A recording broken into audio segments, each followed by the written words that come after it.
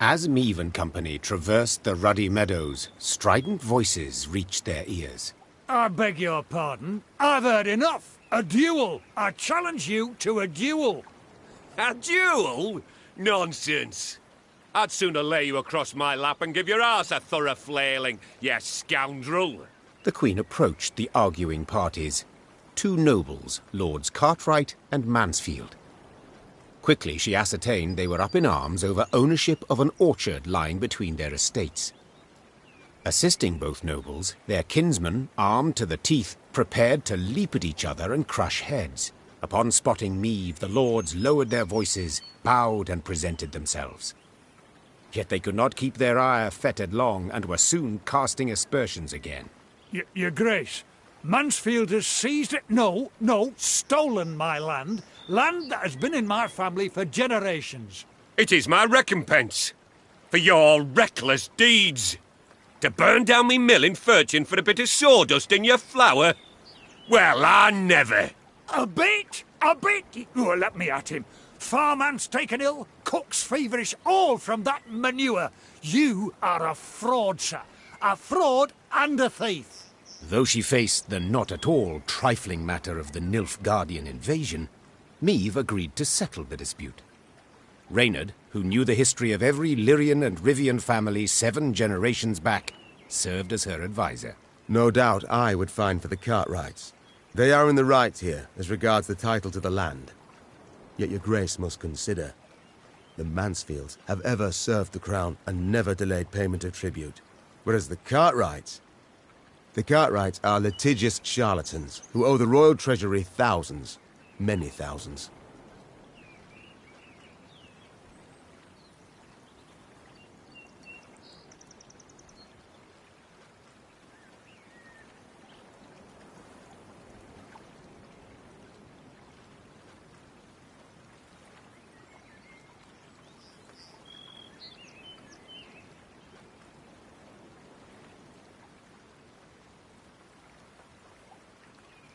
From what I've gathered, you've both burdens on your conscience, said the Queen. And I've neither the time nor the inclination to ascertain who started this feud. You will split the orchard in 2, make do with half a piece. But my Queen... Should my judgment displease you, Mansfield, I can always incorporate the land into the crown. The Queen's threat silenced the feuding lords, yet it failed to bring their conflict to a close. In a few years' time, they were at one another's throats yet again. You bloated ass-bladder! We'd have managed it ourselves, I told you. But no. Judgment. You had to have judgment. You demanded it.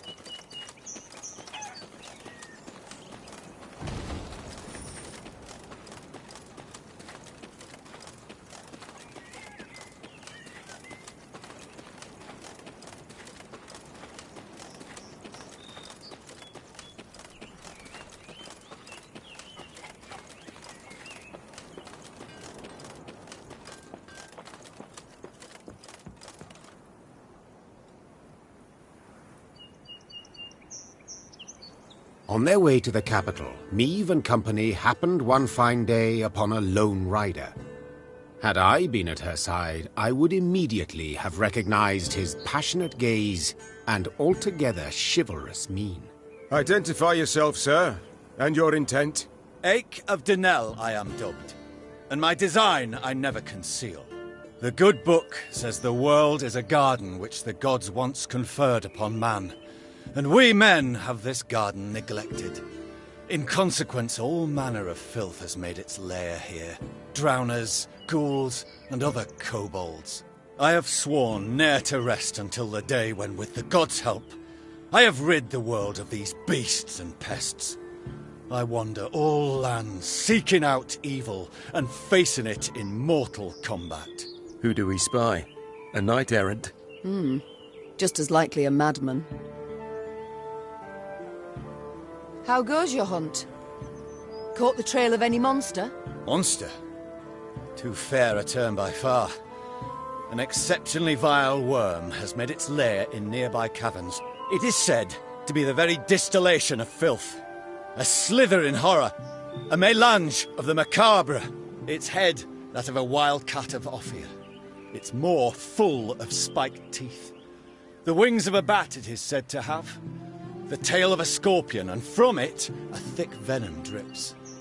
Learned men call this variety a manticore, or mardiacore.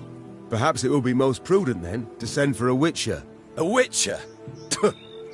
Soulless automatons they are, all, feeding on common folk's fears. What they demand gold to do, I perform without demand of any coin. Sir Ake, far be it from me to discourage you. Your endeavour is noble, no doubt, but from what I have heard, manticores are exceedingly dangerous beasts. To defeat this filth alone could be a difficult task, I'll not deny. Yet try it I must, for it is what I have sworn before the gods. We shall help you find and fight the manticore, provided you then pledge to help us fight an even fiercer and filthier beast. Of course, my lady. Yet what manner of horror is it? A viper? A griffin? A drake of some rare form? Were it only. 'Tis a beast of 1,000 heads, covered in black armor, its fire consuming whole villages. Noble lady. I know bestiaries only in parts, yet I've seen some of the world, and never have I heard of such a terror. You need but look about you, and spot Nilfgaard's legions. Devastating. But you must forgive me, Your Grace. This struggle between realms is not one to which I can lay a hand.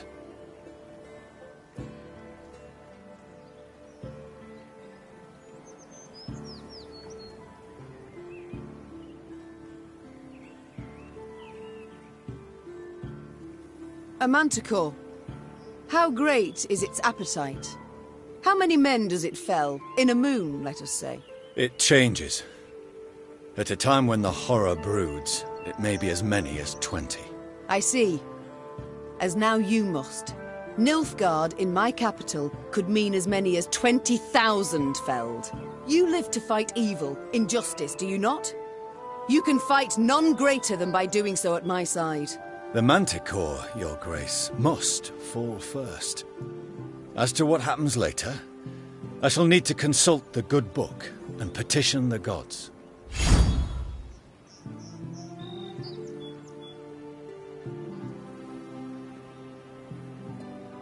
Agreed, so be it.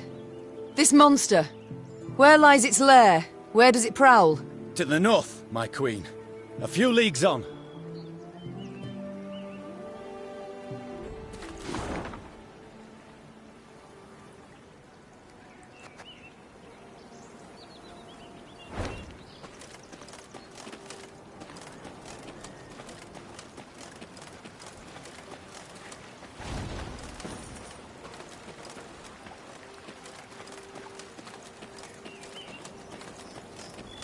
Not a scrap.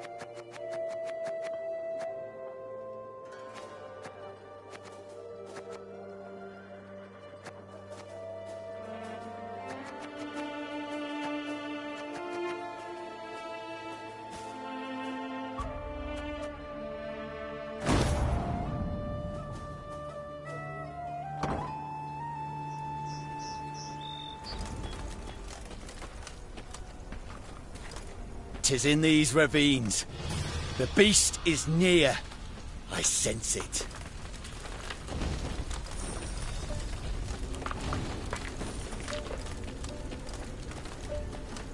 At the furthest depth of the winding, gloomy canyon, scouts found the maw of a great cavern. Among the boulders outside it, whitening bones lay strewn. Ake dismounted and drew his blade.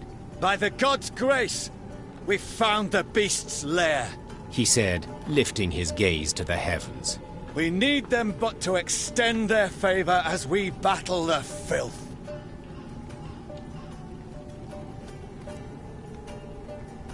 Meve cast a critical eye at her shield. Wood clad in leather and thin plate. Enough to stop a sword, certainly, but would it protect her from a beast's raging blow? Noticing her hesitation, Reynard approached the Queen and said, Your Grace, none will utter a disparaging word should you step back. But they will think them, replied Meve. and that's bad enough. The war has begun.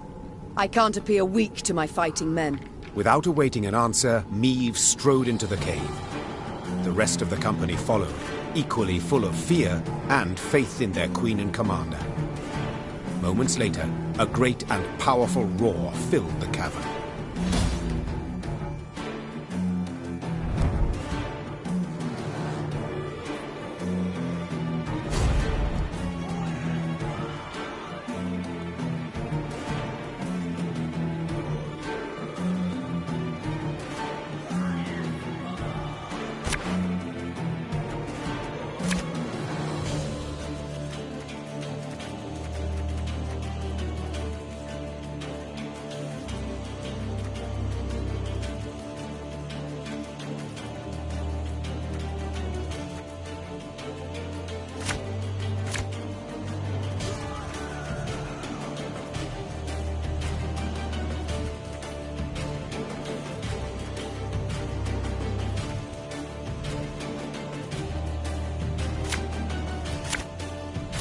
And I beheld the beast! Profane horns didst adorn his wicked brow! God's protectors.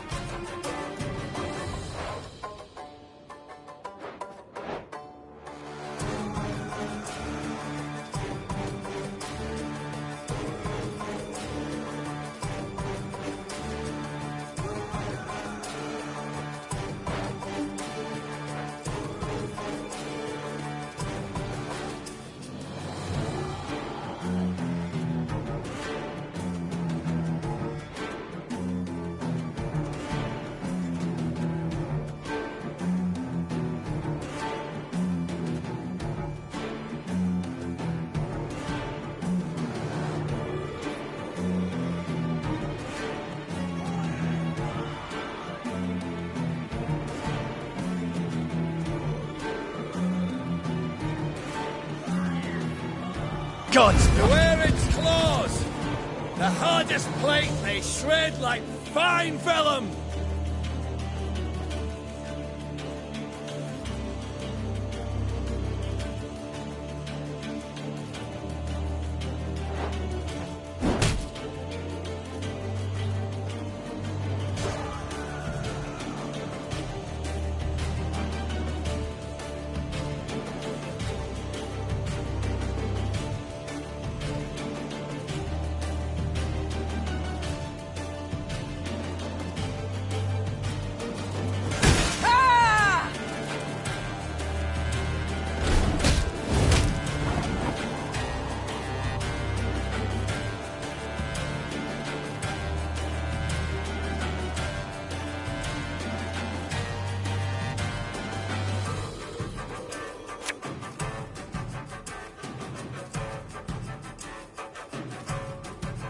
Oh, Lyrian lummoxes.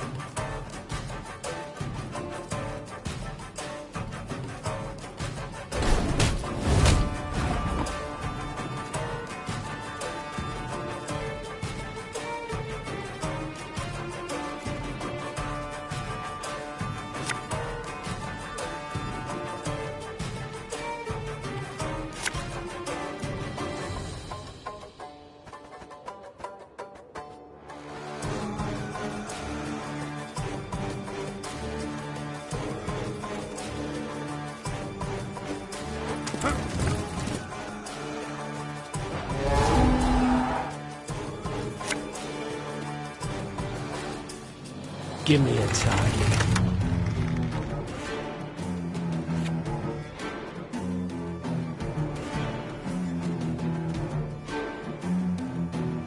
Arbalist at your command.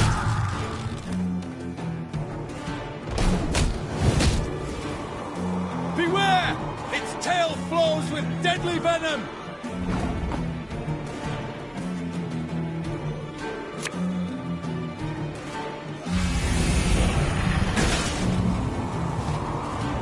Keep that vile poison to yourself!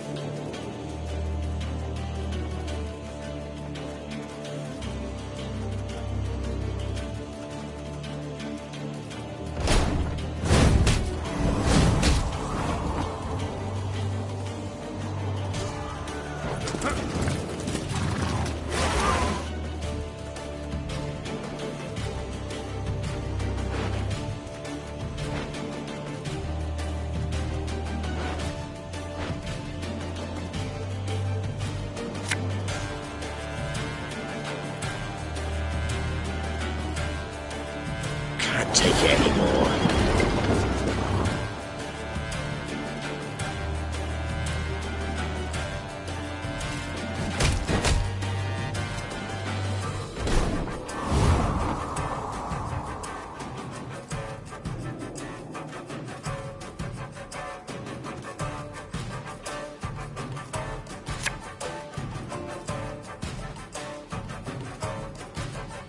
Left, right, left, right.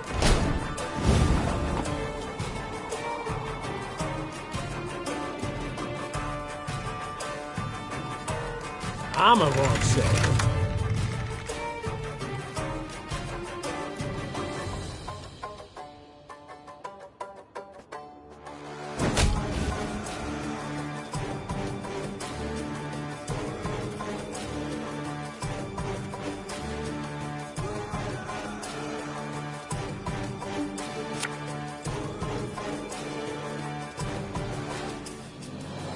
Should have listened to me old lady.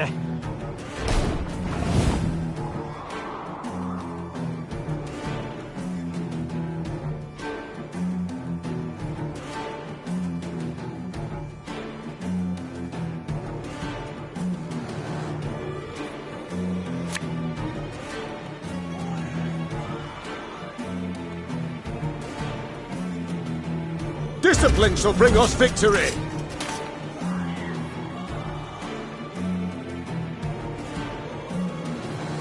This harvest, we'll be reaping black-clad heads.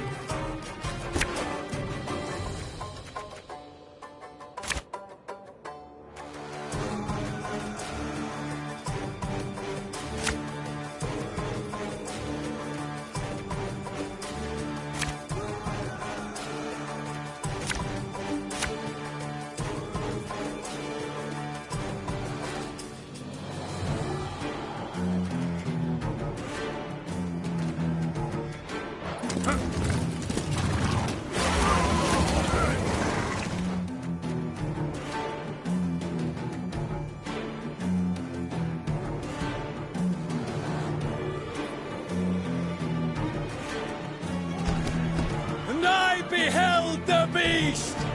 Profane horns didst adorn his wicked brow! Gods protect us.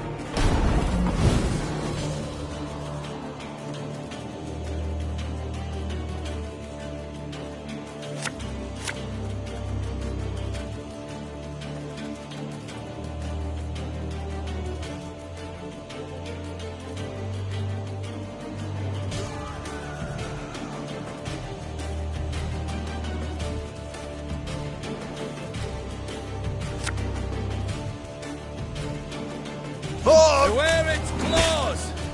The hardest plate they shred like fine vellum! Late. Again.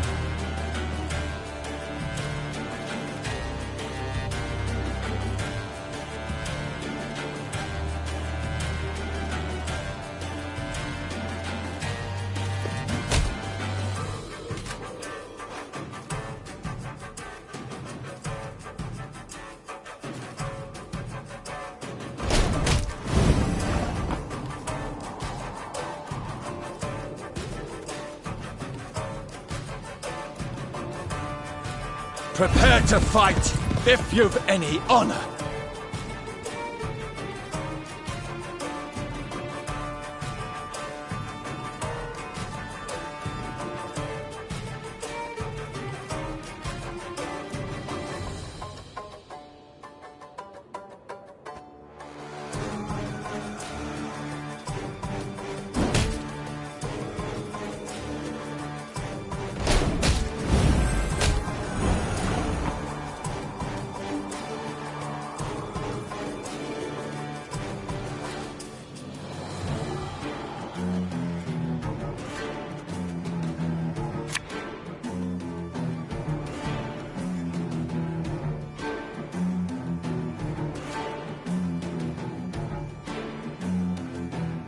You can try to win them all, but you won't.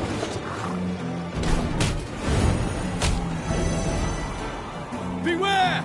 Its tail flows with deadly venom!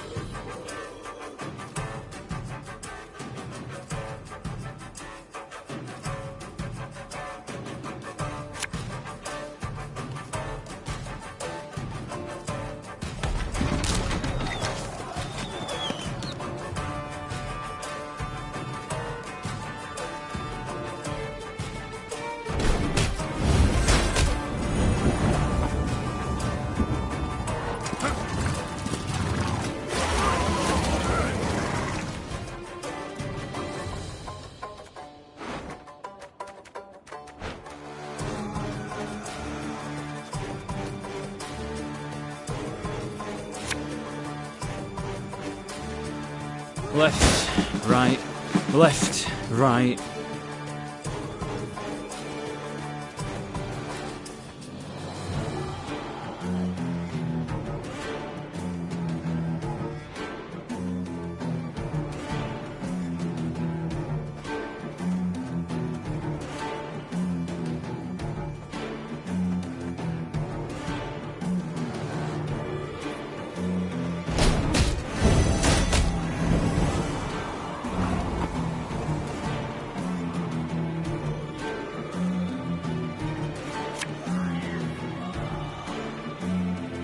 Tell me you jest.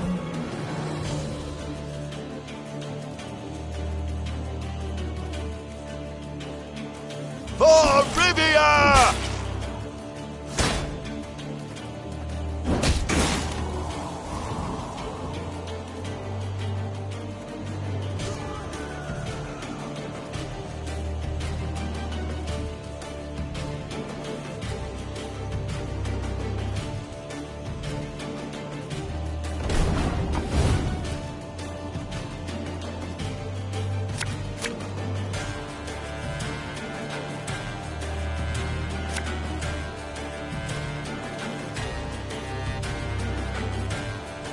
One vote.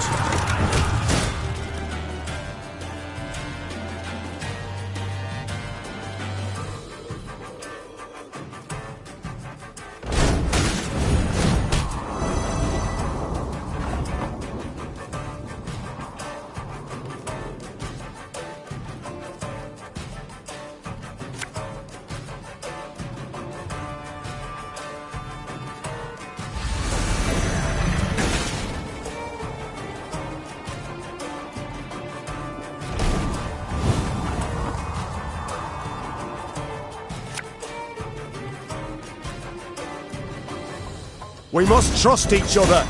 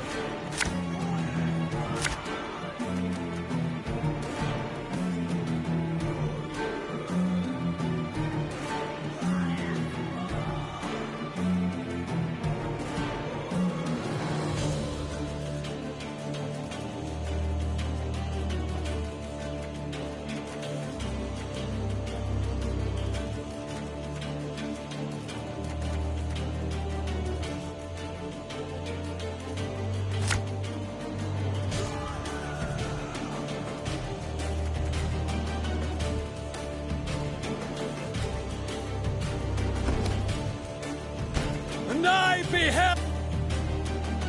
Gods protect us.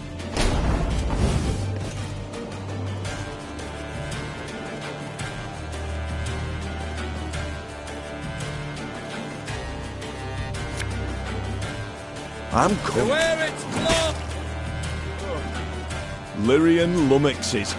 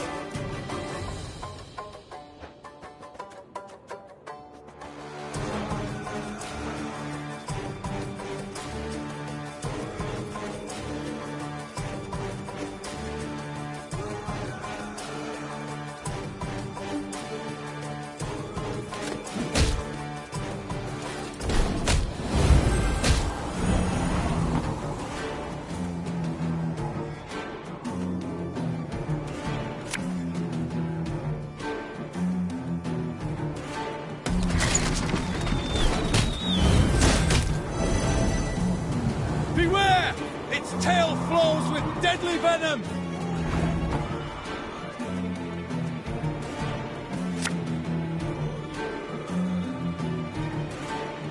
You can try to win them all, but you won't.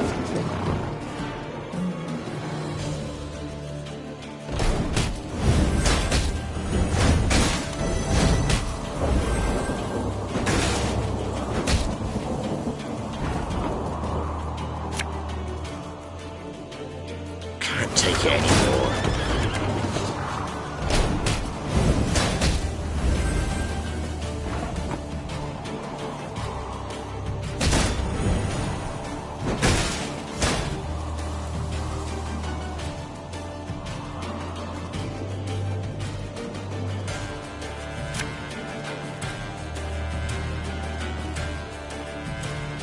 Give me a target.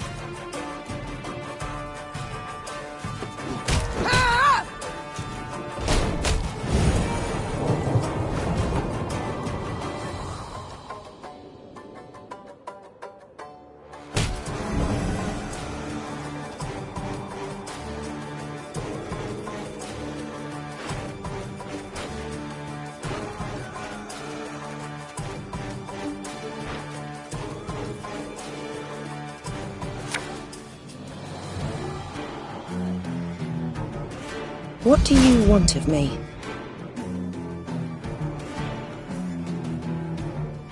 Can't take it anymore.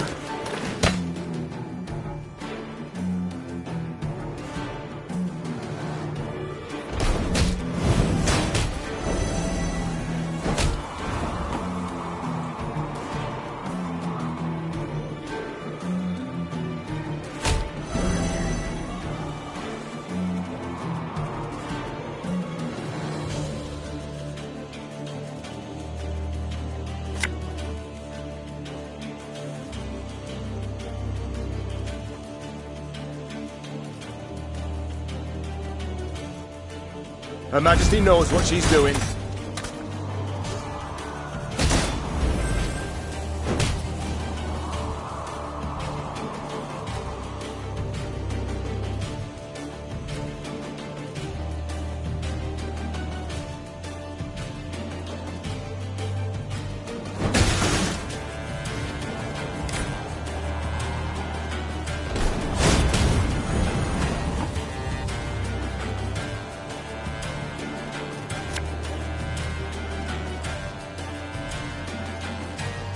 Our ballista, your command.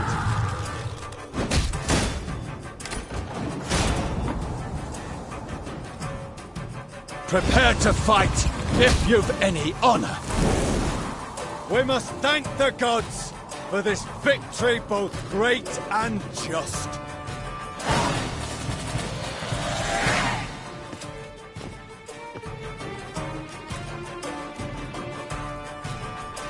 With ache at their side, the Lyrians fell the Manticore. Later, it was said, the beast's dying wail, multiplied and strengthened as it passed through the caverns, could be heard as far as Spala.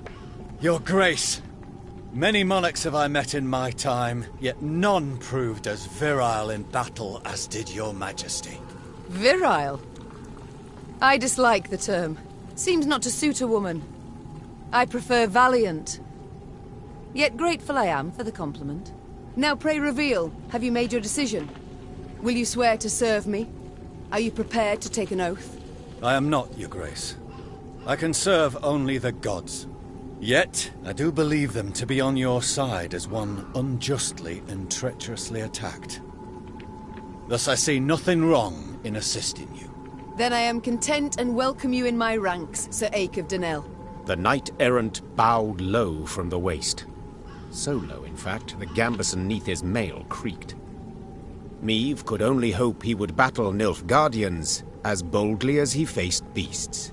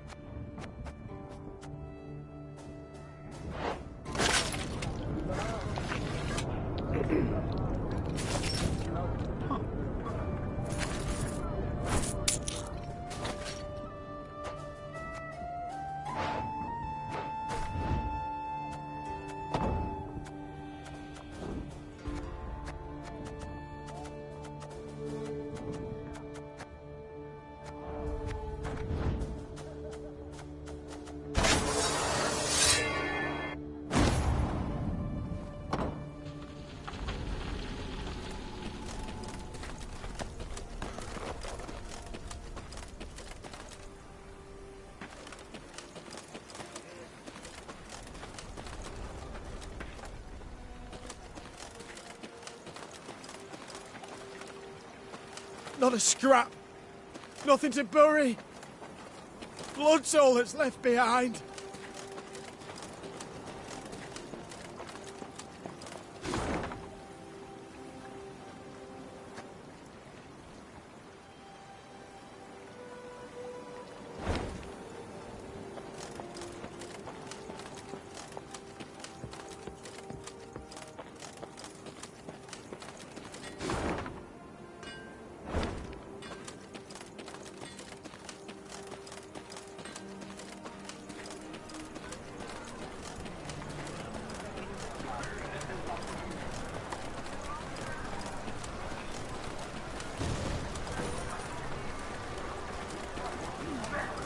Nilfgaardian invasion necessitated certain steps.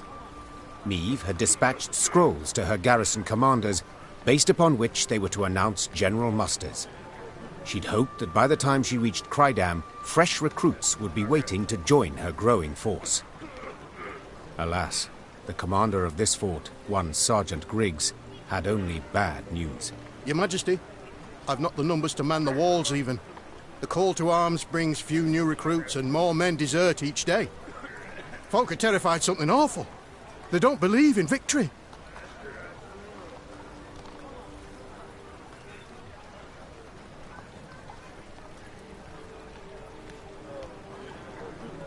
Since love of country seems insufficient motivation, Meve said, standing up from behind the table, we must make coins speak.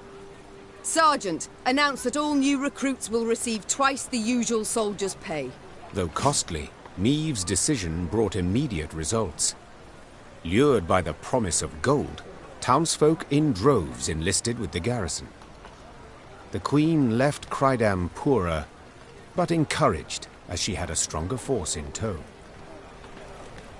Nothing stirs a soldier's soul quite like coin.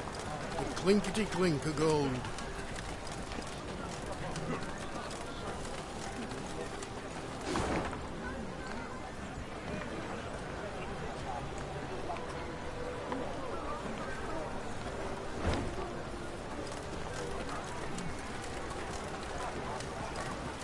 Dragon!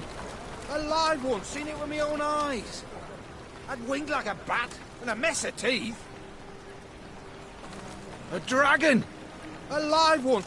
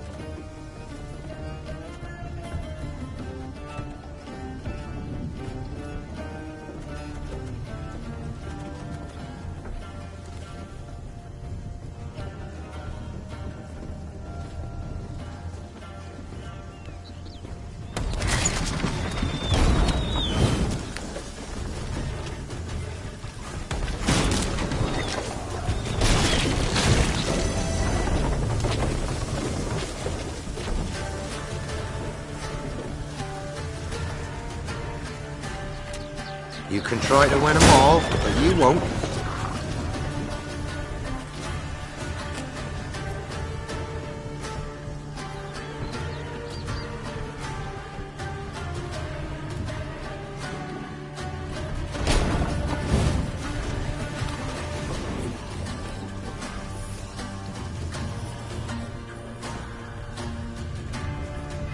Our ballista at your command.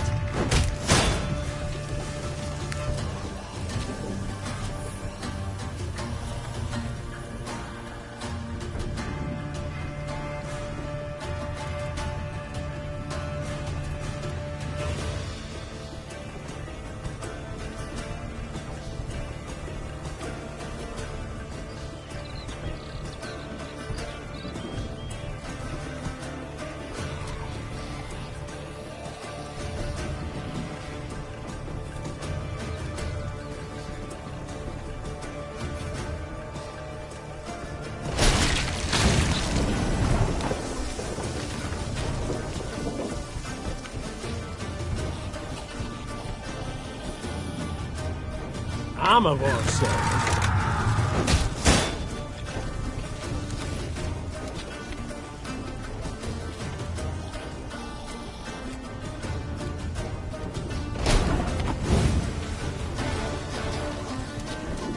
We must trust each other.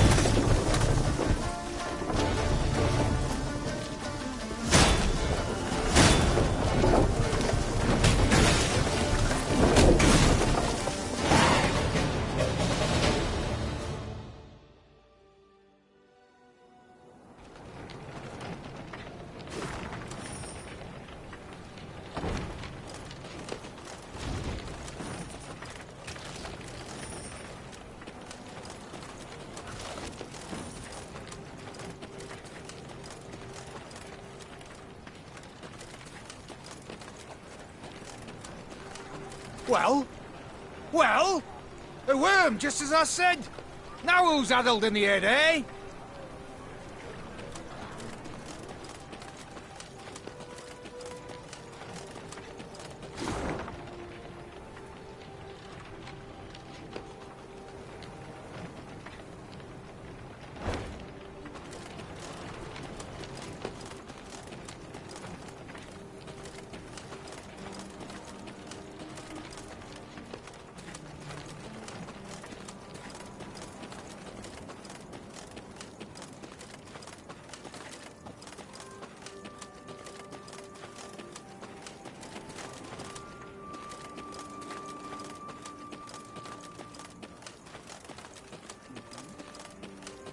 Why ever do the gods punish us so?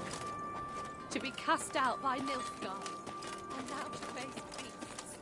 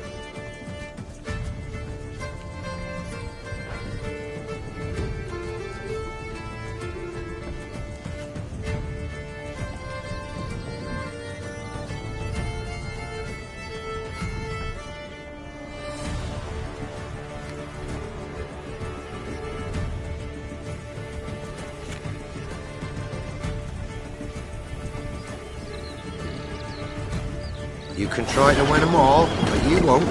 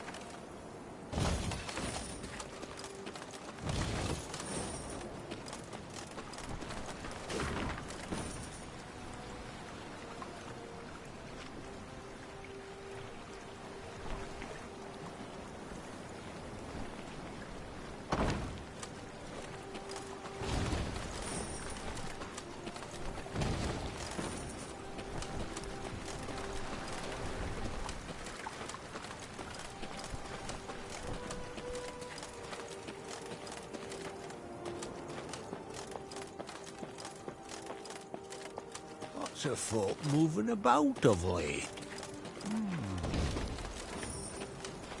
Fair Libya is our own land, charming, fertile and grand. One evening, soldiers brought before Meve the elf she had saved from a lynching. It seemed he had been the fiend who had poisoned the water barrels from which several soldiers had drunk, then suffered and died. Yes, I did it. And I regret it not one bit. Seethed the elf. Nilfgaardian, Temerian, some brute from Lyria, you Dwan are all alike. I detest you. All of you, your filth for what you wrought with my brethren. I'm proud. I am that even a few of your kind perished at my hand. Hail and Shay. Meve pursed her lips into a thin white line. Reynard knew the expression. It did not bode well. I should drag you to the capital. Hang you high in the market square. Meve said through gritted teeth. Yet this you would want. Am I right? For your folk to speak of you? For your folk to remember? Well, you shan't have it. You'll hang here, in the middle of nowhere, with but crows to witness it and then pick at your eyes. It was a summary execution. No sentence was read, no last wish observed. The elf's corpse then hung long at the roadside, as none came forth to claim and bury it.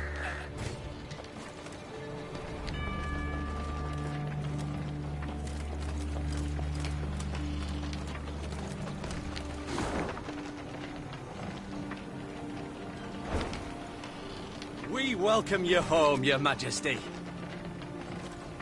Prince Willem awaits your return, Your Grace.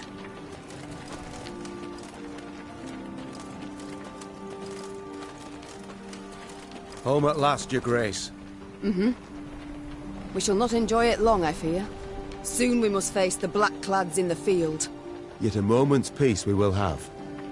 After that drubbing you gave them at Dravigrad, they'll wish to rethink their strategy.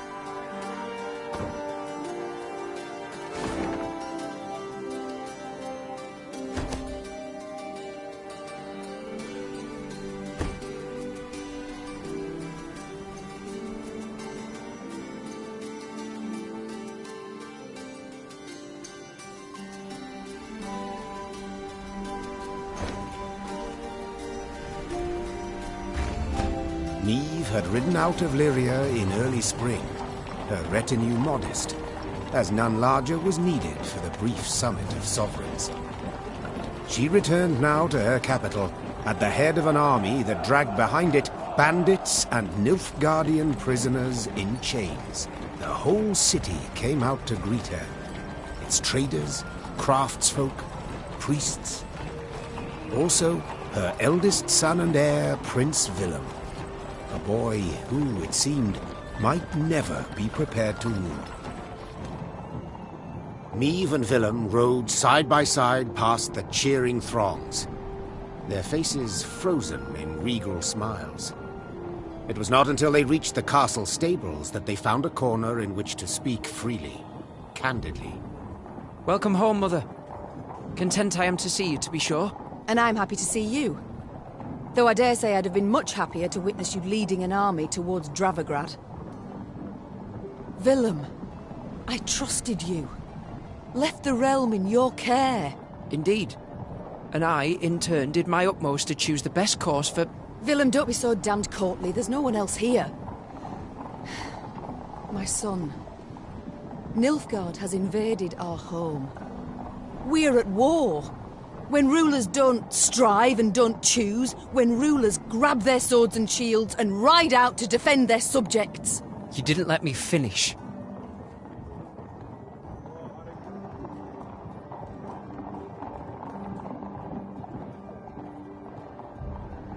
All right.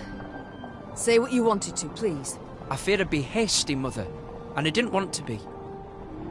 When we got word of the invasion, the lords convened at the castle. They demanded I hear them out. They wanted to give me counsel. If I'd rushed into the field to confront the foe, I'd have been half blind to the situation, not known all the options I had at my disposal. A ruler never knows all the options. Yet he must decide and act nonetheless. I need to prepare. I'll see you at the Council of Peers.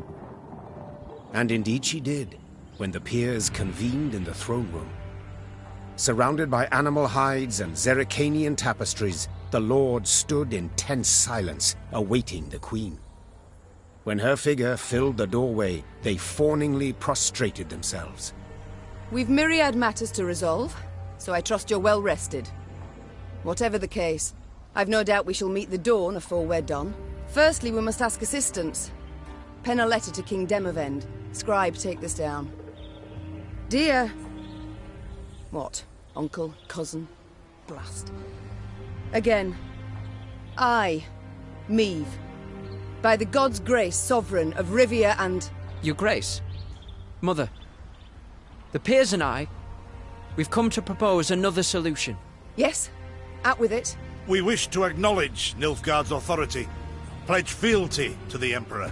I beg your pardon. The black-clad hordes outnumber our forces manyfold, and they're far better equipped. We stand not the slightest chance against them in open... You will not lecture me about Nilfgaard's army, my son. All you know of them you garnered from coloured renderings, whereas I faced them at Dravograd. I faced them and crushed them. But your grace, the losses! For this fleeting victory in which you delight, how many of your subjects had to perish? Bend a knee afore the Emperor, and you shall spare thousands. Nay, never! Understood, Caldwell? Not ever! I'd hoped to persuade you, but it seems I've failed. Nonetheless, the die's been cast. We've signed the accord with Nilfgaard. Our noble lords stand with me. The blood left Meve's face. She had realized her son, who had ever professed to detest politics and shirked his duties as crown prince, had just stabbed her in the back, as had her entire court. What is this? Treason to my eyes! The gallows is what awaits you! Willem rules Lyria now. And should you not acquiesce and approve the accord, I fear only you, milady, shall have the pleasure to meet the hangman. Don't get ahead of yourself, Caldwell. My mother will not be harmed. Not one hair on her head. Understood? Confine the Queen to the tower. You err deeply, my son. The Queen was confined to a cell. Gilded armor she had traded for a simple robe. A courtly retinue for a swarm of rats. She was the very picture of misery. At the window of her cell, gripping the bars, Meve stood powerless, her anger so great she wept and wailed. Her Lyria was free no more.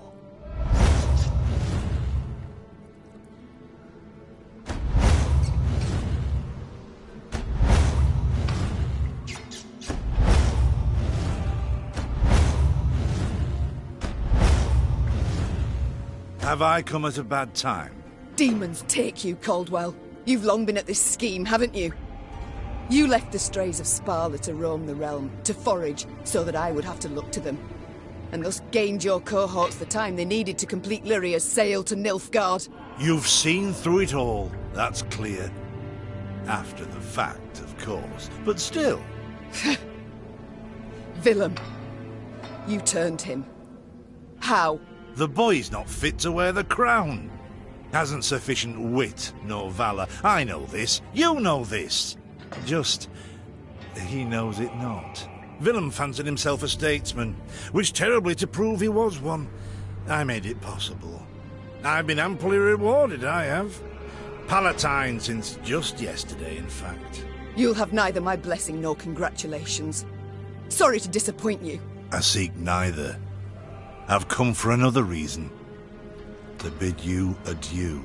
Willem does not seek your death. Does not even fathom it, as you well know. Moreover, his resolve will wilt in time, and he'll wish to free you.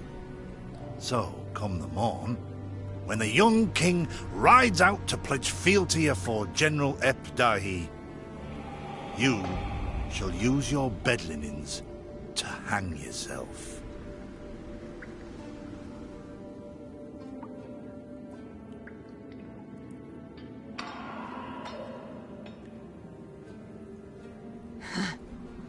I see. You wish to see me bow afore you, lie prostrate, beg you for mercy, plough yourself with a pike, Caldwell.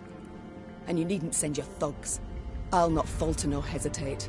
I'll take my own life. Adieu, your grace, and use your last evening wisely. Maeve felt a rush of despair, yet bit her lip to mute any weeping.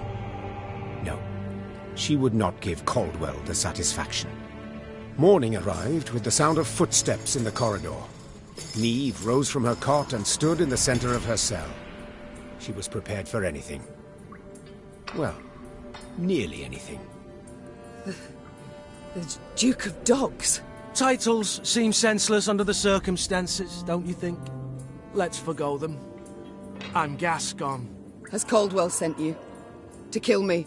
No and a no. Actually, you're free. How shall I put this? That cad, Count Caldwell, used yours truly and the strays as bait in a scheme aimed at kicking your shapely backside off your throne. Now, I'm hardly vindictive. First to forgive, in fact. Take your threat to send me to the gallows. Forgotten already. Yet being played for a fool, I cannot abide.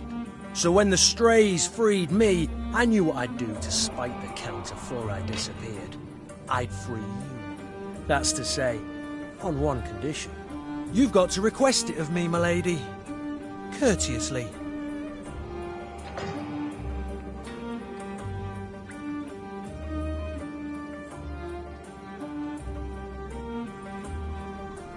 Never.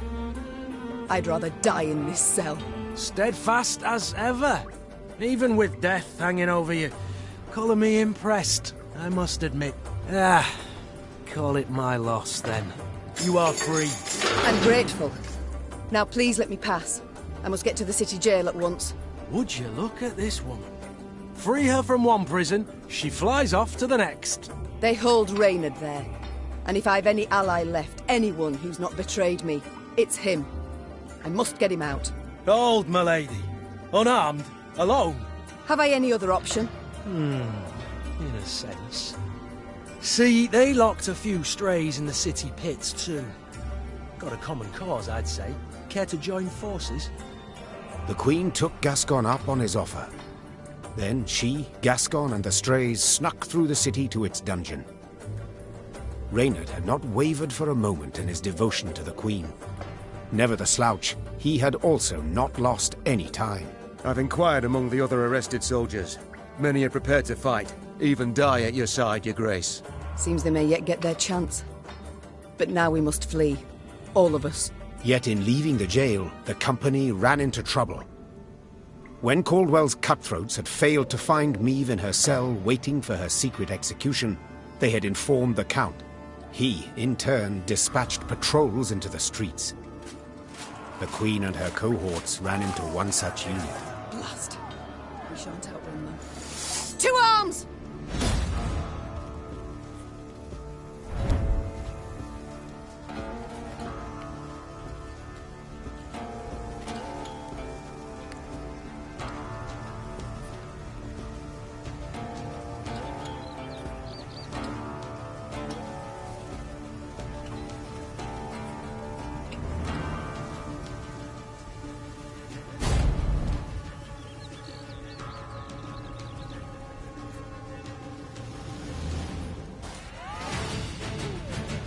Gascon? Bloody hell, where'd he get to? Your Grace, we must make haste. Caldwell's roused the whole city by now.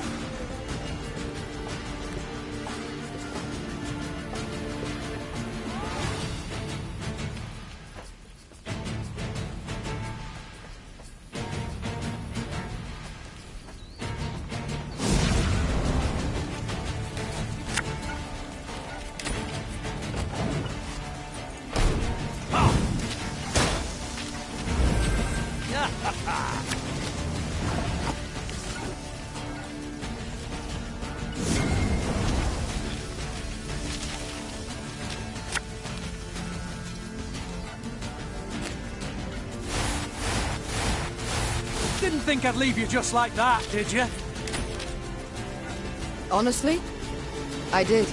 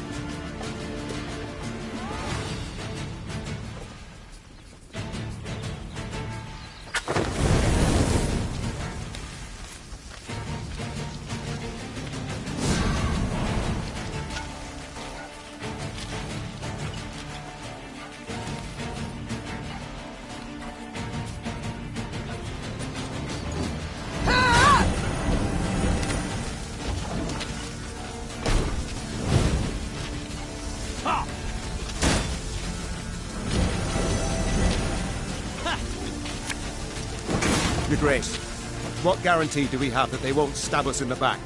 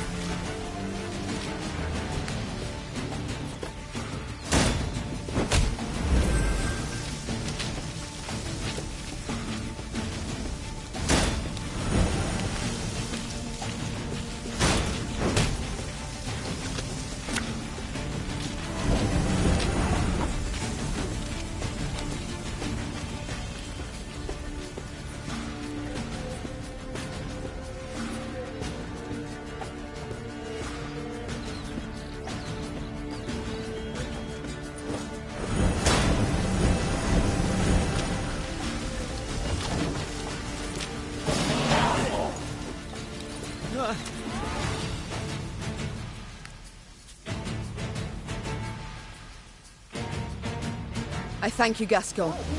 You and your men, for your aid. 'Tis nought, my lady. Strays never say no to a proper brawl. No brawl this was.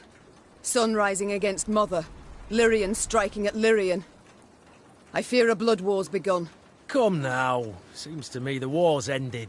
Your realm's lost to Nilfgaard. You've no army to speak of. Then I shall assemble a new one. And with it have Caldwell hanged, and drive Nilfgaard back across the Yaruga.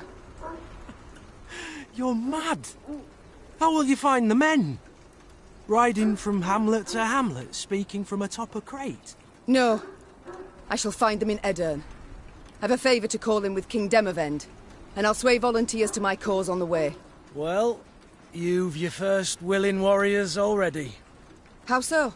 We've nothing left in Lyria. Our hideouts are compromised, Caldwell's sure to set a price on our heads, and Nilfgaardians roam the land in numbers. Besides, I'll be right tickled to see proud Queen Meve fighting elbow to elbow with a bandit she'd wish to hang just a half day afore. Well, it is said my foe's foe is my friend, and I'd be a fool to turn down assistance now, no matter who offers. So be it.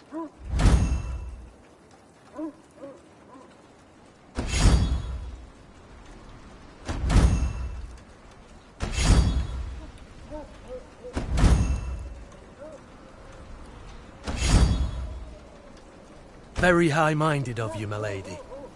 So, shall we shake on't? Nay?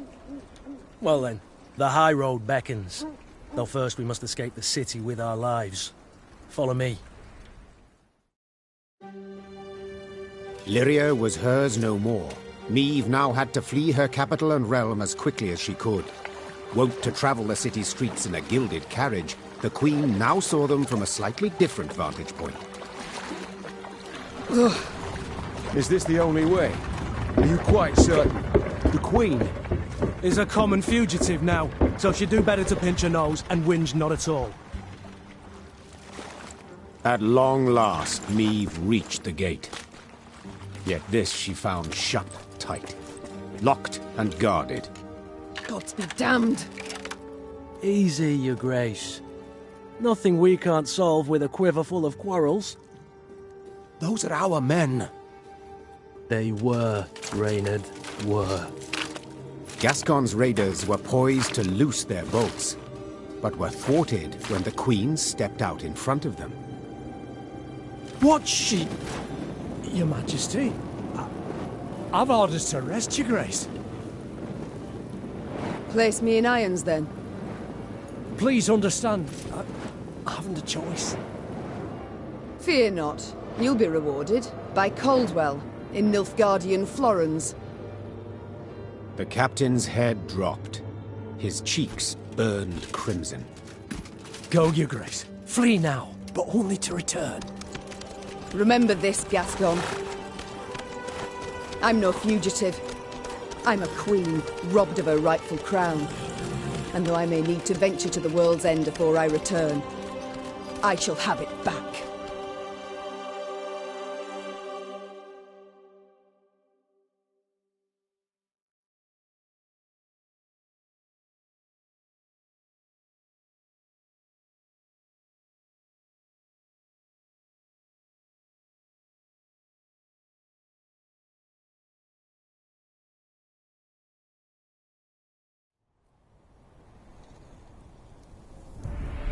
Having fled Lyria, Queen Meve ventured into Edirn, her old friend Reynard and new ally Gascon at her side. The war had bitten into this land too. Still, Meve hoped to sway King Demavend to her cause, and with his aid, to oust the traitors, retake her throne, and drive the Nilfgaardian invader from her realm. Yet to start, she was forced to fight, Scoia'tael no less. Emerging from a wood, Meve's retinue encountered a unit of elven rebels just moments from hanging a handful of prisoners. Among the latter, the Queen spotted a woman, a proud warrior with a striking, thick black braid. The lass I believe I know. Well, unless we rush to her rescue, it'll soon be you knew her. Well said. Lyrians, attack!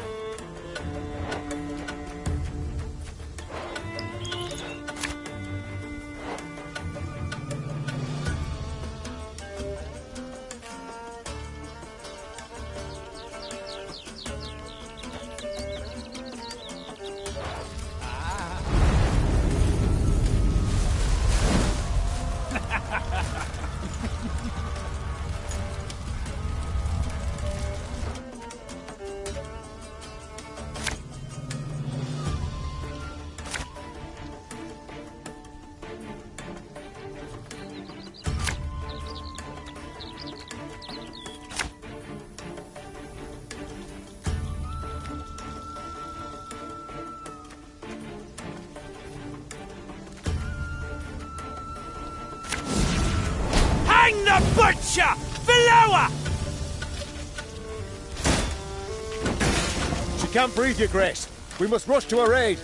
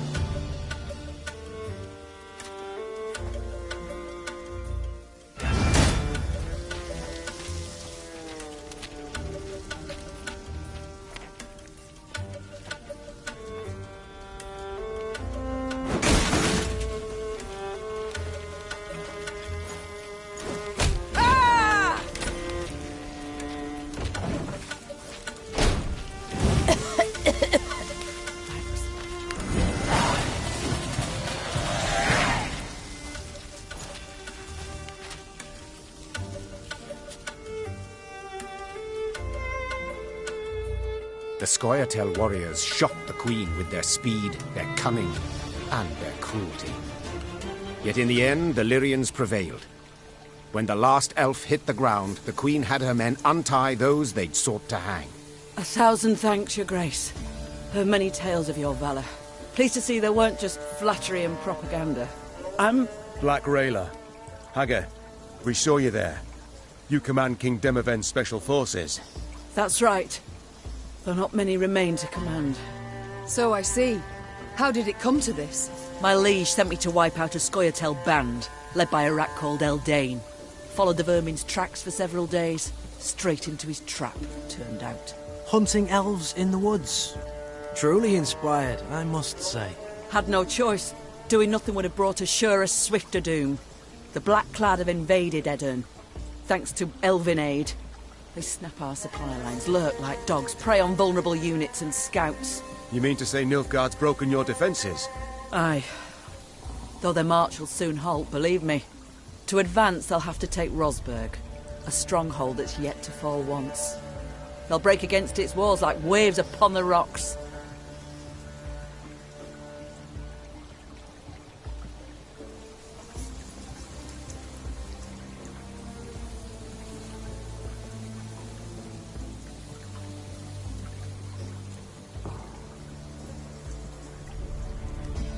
While Edirn stands, the north is not yet lost.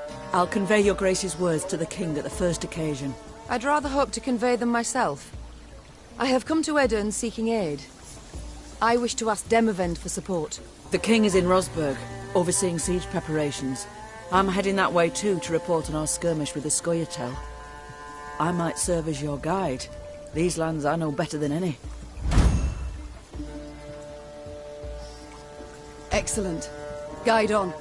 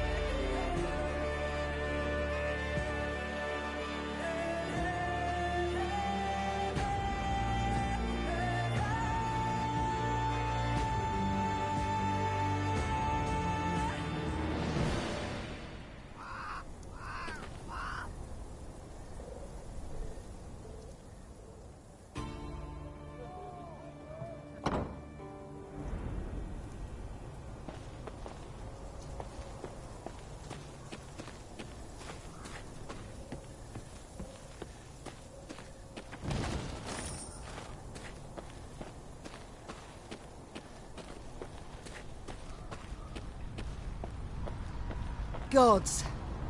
The entire country up in flames. Ebdahi warned punishment awaited Edirn, that he would show the land no mercy. What in God's names did you do to him, Rayla? Nilfgaard offered us an alliance against the rest of the north, but Demavend declined, in his clipped soldier's speech. They say Ebdahi flew into a rage and swore he'd reduce Edirn to rubble.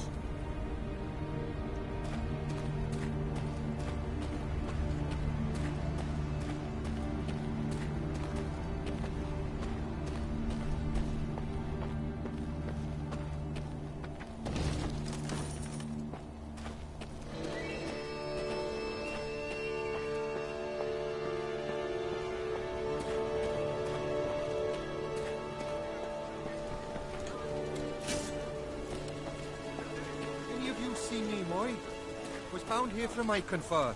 Supposed to have arrived 3 days past. Any of you seen Nimoy?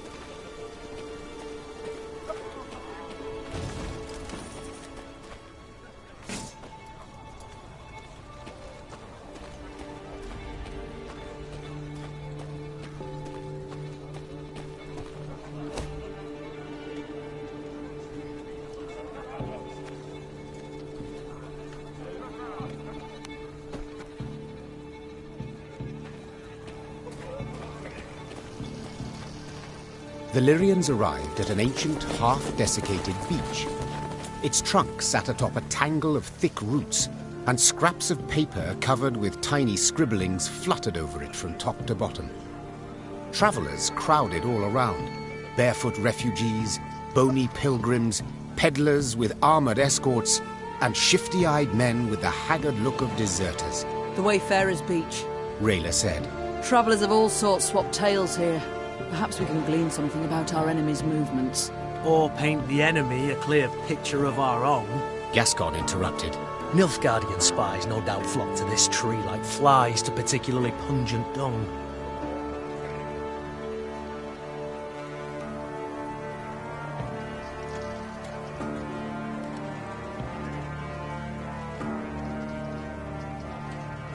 Disregarding matters of status and station, Meve personally asked the travellers for the latest news. They soon transformed from terse to talkative, sharing tales of an elven bandit named Eldane, a Nilfgaardian general called Frighev who murdered an entire village, and a sorceress who cured any ailment for a few coppers. Then a blood-curdling scream put a halt to the gossip. Meve's soldiers had begun to quarrel with the merchant's guards, one of whom now lay dead on the ground, his throat a gaping wound. The filk besmirched your honour, your grace. Said you took tail and ran from Lyria like a belted bitch. The travellers were unmoved by this explanation. They demanded the Lyrian soldier be punished according to Eden's laws, by chopping off the hand that dealt the fatal blow.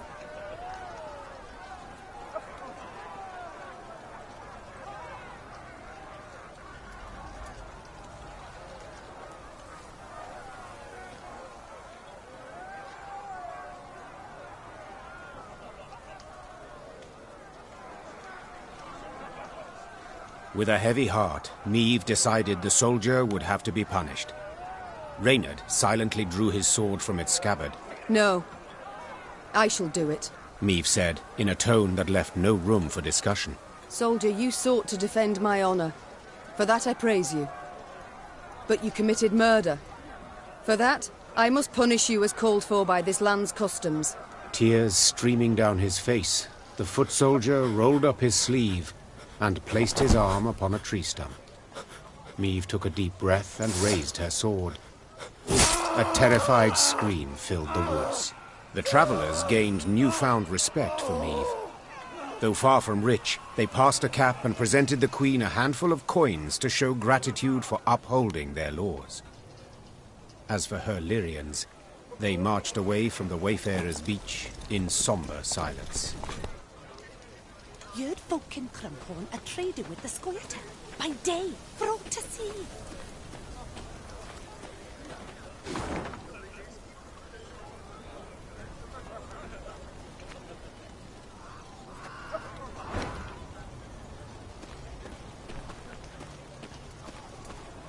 Ravens are always trailing armies. Ravens and beasts.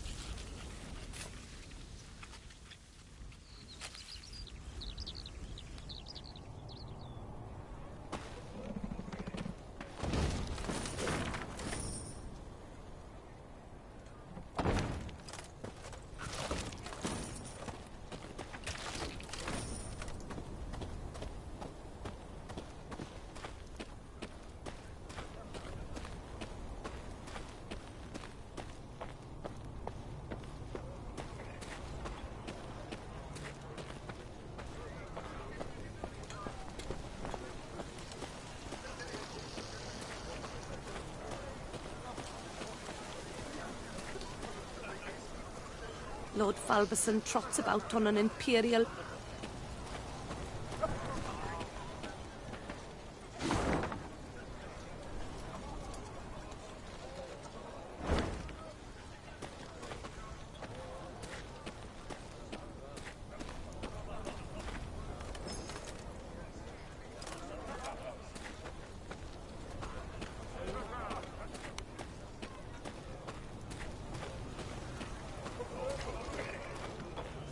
Tucked a bushel of grain away in my shack, but I'm too fearful to return there.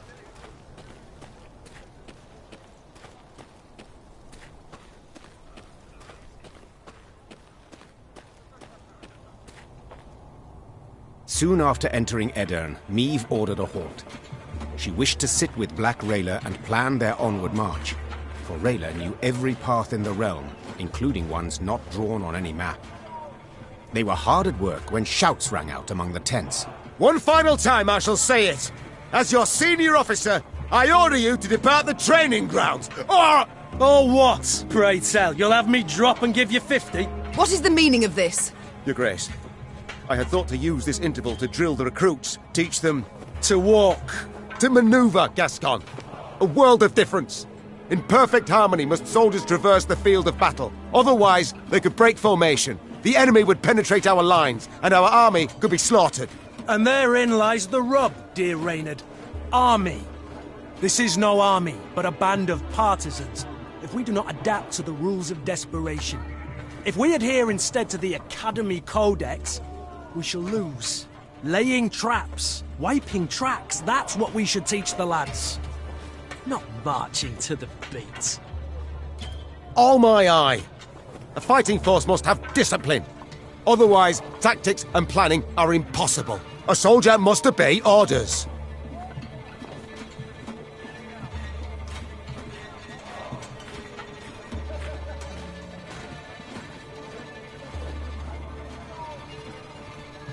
A point on which we all agree. And since they are mine to give, I order you both to calm yourselves at once. And never air your squabbles in front of the men again. Our resources are limited. We cannot do everything at once. Prepare your proposed plans for training the recruits, and I shall decide which we shall follow. Clear? Then get to work.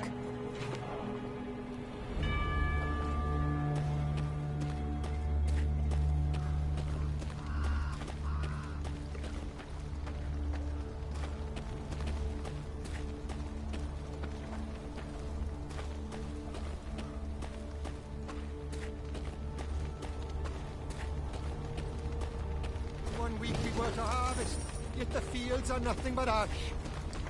Did our oats not suit the Emperor? However did our oats and other plantings harm him?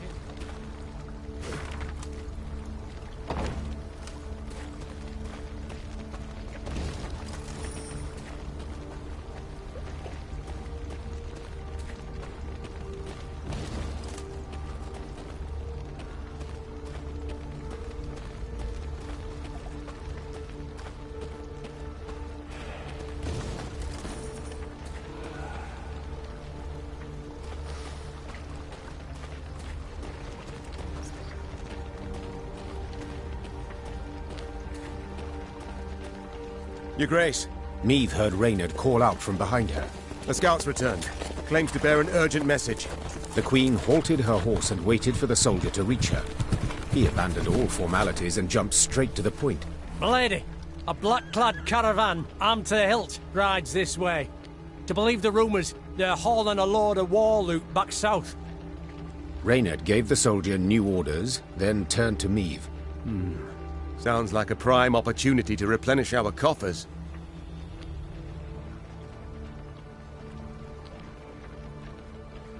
Indeed. An opportunity we cannot ignore. The Queen said. Your unit will block their path. Gascon and his men will hide in the woods and strike their flanks, while I shut the trap, attacking from behind. Their plan established, Meve gave the signal to move out. A brief moment later, the fight began.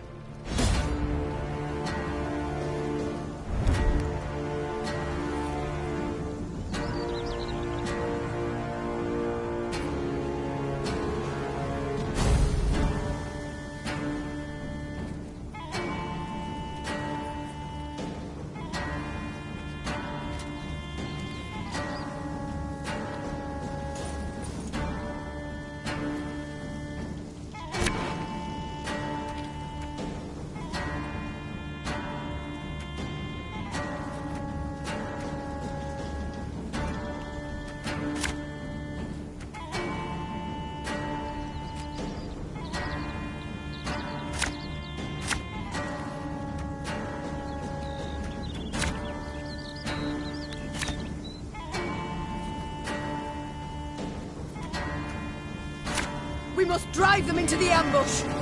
Follow me!